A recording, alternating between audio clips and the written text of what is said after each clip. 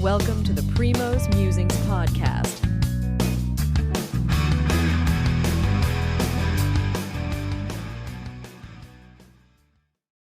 Good morning. This is Sri Primo here, and today we are going to quickly talk about the India versus Australia Melbourne Test. This is the Boxing Day Test that's coming up. This is a tradition like no other in cricket, the Boxing Day Test in Australia.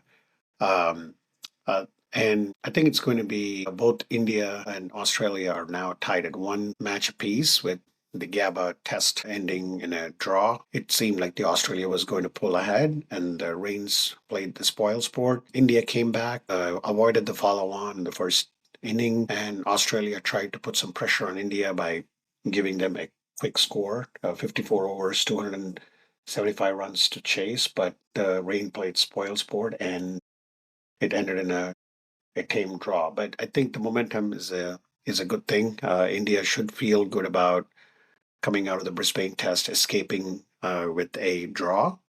And I feel that India's had a good record in the Boxing Day Test. Traditionally in Australia, the 2003 and 2004. I mean, the 2018 they won, 2020 they won.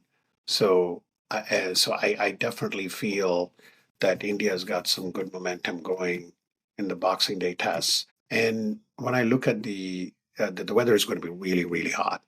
So that's for sure. Very heated conditions. They're already telling people to be uh, ready for it. So it's definitely going to be in the high 40s and things like that. So that's where I see the weather forecast.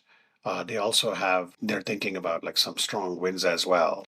So let's see um, if that would help either of the teams there. The one thing I do see is that Travis Head is definitely in the Indians' head right now. He's definitely been a dominant player.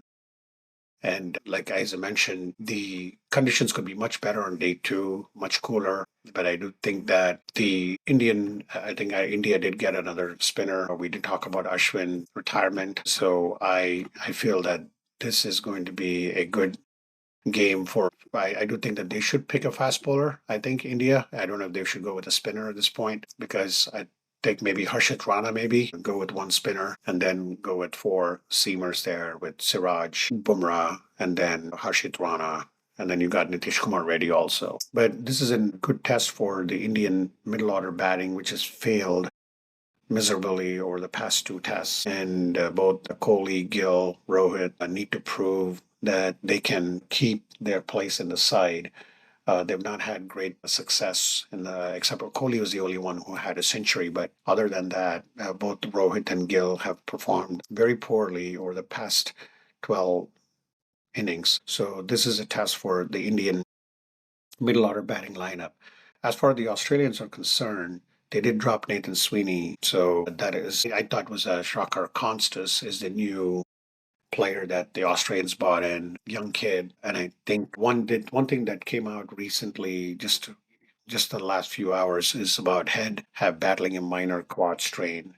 But I do think he's not sitting this one out, especially he's been the most dominant batsman for the Australia powerful with Stark and talk about Test cricket and T20 and the ODI. The advent of T20 and ODI has put a dent in Test cricket. But when you think about Test matches between India and Australia, or England and India, or Australia and England, the excitement level is always at a high, and you're going to see pretty much the same thing.